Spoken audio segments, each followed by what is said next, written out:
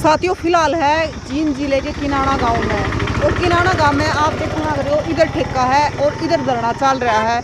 तो 3 दिन तक धरने पे बैठे हैं कि गांव में ठेका बंद होना चाहिए। तो 3 दिन तक बैठे धरने पर, मतलब प्रशासन भी आया है यहाँ पर। तो क्या बातचीत हुई है ठेके ने लेकर, तो बात करेंगे। गाँव वाले यहाँ पर धरने पर बैठे हैं कि बातचीत क्या हुई है प्रशासन ने ठेके ने लेकर है। राम राम जी। राम 3 दिन हो गए सर बैठे? हाँ जी, तीसरा दिन है। क्या नाम है सर आपका? राजकुमार आ रही है जी। अच्छा सर, ये बताओ कि मतलब क्या मांग है इस ठेके को लेकर? मांग तो यहाँ से उठवाना है जी। गांव से उठवाना हाँ है। बिल्कुल, आबादी के नज़दीक है। और हमारे गांव में 15 दिन पहले एक मर्डर हुआ था सेल्समैन का। अच्छा। गांव में रोष है और उस मर्डर में 4 व्यक्तियों की मतलब गांव जेल में भी बंद हैं। तो इसलिए पूरा गांव इससे नाराज था, भाई इस ठेके को दूर ले जाया जाए गाँव से। तो मतलब जो मर्डर हुआ था वो मतलब शराब के कारण? शराब कारण तो शराब ही थी, अगर वो ठेका ना होता तो मर्डर भी नहीं होता। तो सर जो मतलब सरपंच द्वारा पहले टेंडर भरा जाता है कि ठेका ना हो? हाँ, सरपंच द्वारा दिसंबर में प्रस्ताव डाल के जी अब भेज दिया था। ग्राम सभा में पास था और ग्राम पंचायत में पास था। चंडीगढ़ हमारी तारीख भी लगी, लेकिन सरकार ने नियम ऐसे बना रखे हैं कि वो नियम फॉलो नहीं कर पाए और फिर ज़बरदस्ती ठेका खोल दिया। ठेका भी खोल दिया और उप ठेका भी खोल दिया जी। ये ठेका ये उप ठेका है। अच्छा। तो हम इसके विरोध में बैठे हैं। भाई आबादी के नज़दीक है, महिलाएं यहाँ से आती जाती हैं पानी पीने के लिए, पानी लेने लिखित में भी देखा है यहाँ। अच्छा। तो भाई उप ठेका नहीं चाहिए, लेकिन फिर भी सर महिलाएं भी तो बैठी थी? हाँ, महिलाएं बैठी थी। अभी गई हैं जी, शाम का टाइम हो गया, क्योंकि आपको पता है शाम घर काम होते हैं। अभी उठ के गई है, पूरा दिन यहीं बैठी थी, अभी गई है आपके आने से पहले।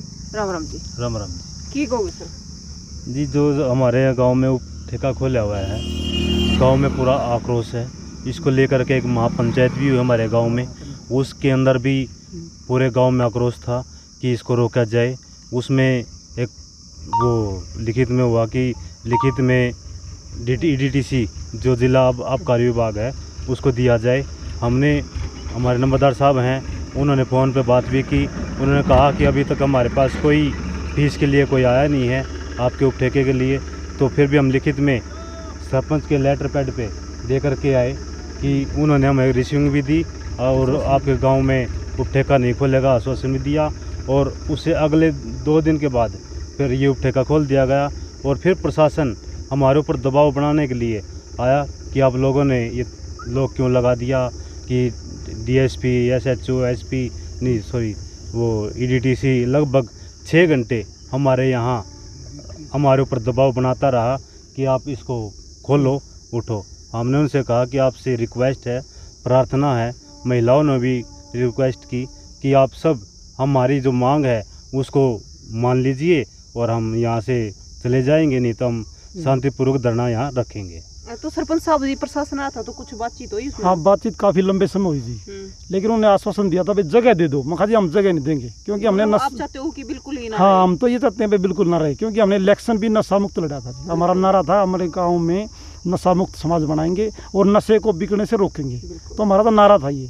और ये कह रहे जगह दे, हमने जगह दी नहीं और ये बंद किया नहीं। हमने ताला लगाया था, 5-6 घंटे ताला रहा, लेकिन 2 दिन का अल्टीमेटम दे के और ये ताला खोल दिया था। हम शांतिपूर्ण धरना रखेंगे, और लेकिन 2 दिन के बाद अगर नहीं उठा तो यहाँ फिर दोबारा ताला बंद कर। दूसरी जगह दे दो, इतनी अच्छी तो चीज़ है कोने। हाँ जी, हाँ दूसरी जगह बिल्कुल जी, इसलिए हमने मना कर दिया, हम जगह नहीं देंगे। राम राम जी। नमस्कार जी।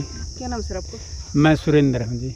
सर क्या मतलब अब धरना चल रहा है, तो ये धरना कितने दिन तक चलता रहेगा और प्रशासन की क्या कार्रवाई रहेगी अभी? देखिए, ये हमारा परसों शुरू हुआ है धरना, और जैसा हमारे साथियों ने बता दिया है किस कारण से यहाँ ये धरना लगा हुआ है। और शुरुआत कितने दिन तक चलेगा ये तो भविष्य के गर्भ में है, क्योंकि अभी विभाग ने भी और ठेकेदार ने भी बातचीत होकर के इन्होंने 2 दिन का समय लिया था और आश्वासन दे रखा है कि 2 दिन में हम इसको उठा लेंगे।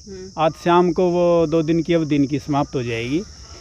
और धरना ये जब तक ये यहाँ से उठ नहीं जाता तब तक ये धरना चलता रहेगा अनिश्चित काल तक। और वैसे हमारी लड़ाई, जो हमारे साथी ने बताया कि यहाँ मर्डर हो गया, गांव में रोष है, लेकिन ये जो सरकार की जो ये पॉलिसियाँ हैं ना, ये इतनी खतरनाक हैं कि अभी पिछले इस योजना में खट्टर साहब ने, दुष्यंत ने योजना बनाई कि भाई शराब पीने की आयु 25 साल, उसको घटा करके 21 साल कर दिया। बहुत बढ़िया करे।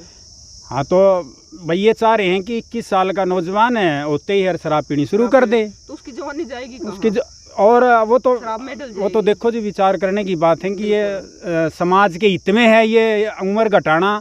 एक तो कहते हैं कि भाई हम इसको बढ़ा रहे हैं, 30 साल करेंगे, 30 साल से कम कोई शराब नहीं पीनी शुरू करे। ये तो उल्टी मतलब घटा रहे हैं। तो अब 21 साल की है, अगले साल योजना बनाएंगे, नहीं 18 साल वोट डालने का अधिकार है, पीने की उम्र भी 18 साल कर दो। अच्छा, इसके साथ साथ हमारी पंचायत ने रेजुलेशन डाला ग्राम सभा में भारी बहुमत के साथ कि भाई गांव में हमें शराब नहीं चाहिए, प्रस्ताव पास करके भेज दिया।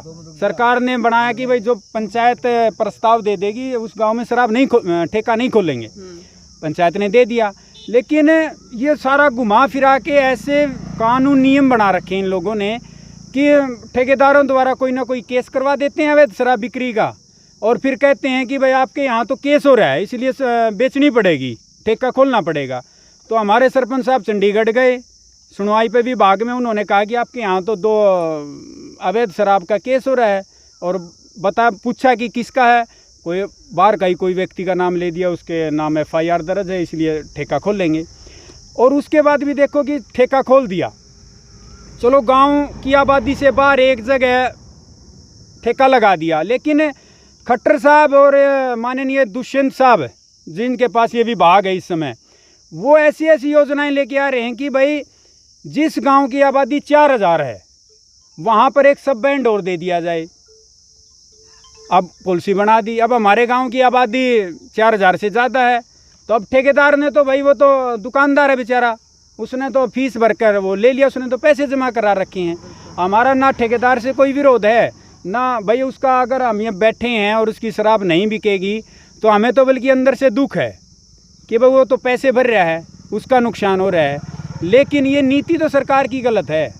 सरकार ऐसी पॉलिसी लेकर के आ रही है कि अगले साल वो पॉलिसी लेके आएगी कि भाई शराब लेने के लिए बाहर जाना पड़ रहा है, व्यक्ति परेशान हो रहे हैं। ऐसा करो, गांव की हर गली में एक खुर्दा खोल दिया जाए ताकि एक व्यक्ति को इस गली से दूसरी गली में ना जाना पड़े।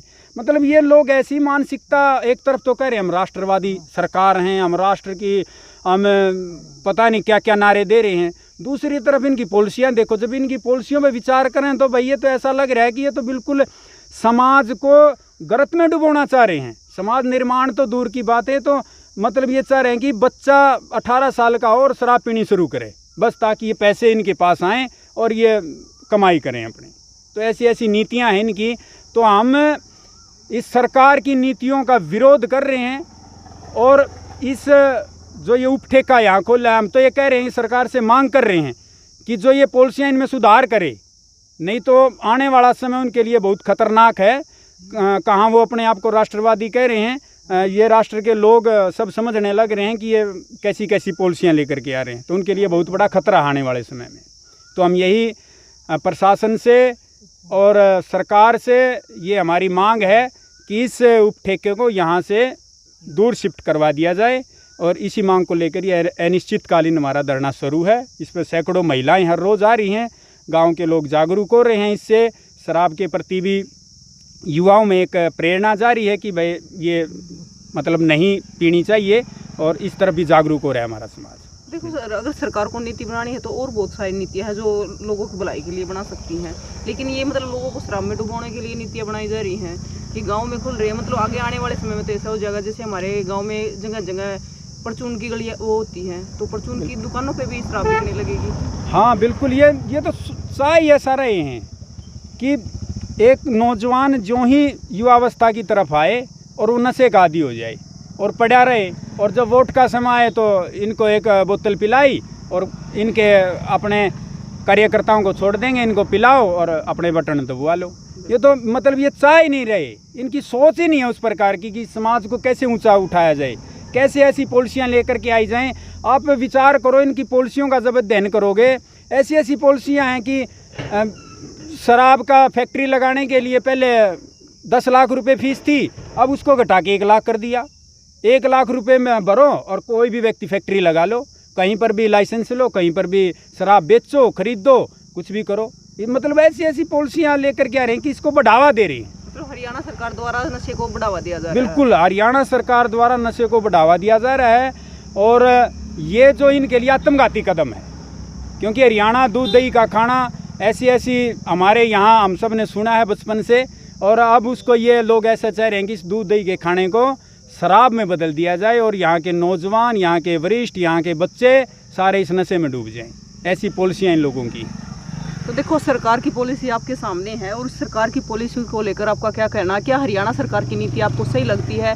तो इन नीतियों को लेकर आपका क्या कहना है कि जिस प्रकार से मतलब शराब का प्रचलन बढ़ रहा है, शराब के लिए नई नई मतलब नीतियाँ बनाई जा रही है, तो और भी बहुत सारी चीज़ें हैं जिसके बारे में नीतियाँ बनाई जा सकती है, युवाओं के बारे में सोचा जा सकता है, तो मतलब ऐसी नीतियाँ बनाई जा रही है जिससे शराब को और भी बढ़ावा मिल रहा है। तो इन नीतियों के बारे में आपका क्या कहना है? कमेंट बॉक्स में ज़रूर बताएं और तस्वीरों को ज़्यादा से ज़्यादा शेयर करें। और हम तो यही कहेंगे, यहाँ नहीं, हर गाँव में विरोध होना चाहिए शराब का।